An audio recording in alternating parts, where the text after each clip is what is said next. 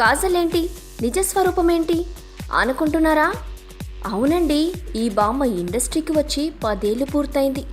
మహా అయితే మరో 2-3 ఏళ్ల కంటే ఎక్కువ ఇండస్ట్రీలో ఉండలేమని కాజల్కి కూడా తెలిసిపోయింది. అందుకే అండి రెమ్యునరేషన్ దగ్గర అస్సలు తగ్గట్లేదు కాజల్.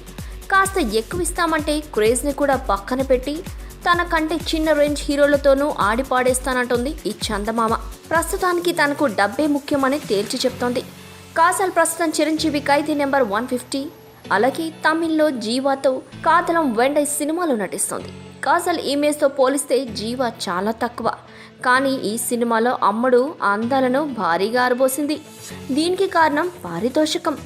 భారీ రెమ్యునరేషన్కు బదులుగా భారీ గ్లామర్ షోను గిఫ్ట్గా ఇచ్చింది కాజల్.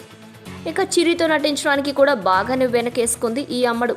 ఇప్పటి వరకు ఐటమ్ సాంగ్స్ చేయని కాజల్ జనతా గ్యారేజ్లో ఒక పాట కోసం 50 లక్షలకు పైగా తీసుకుందని సమాచారం.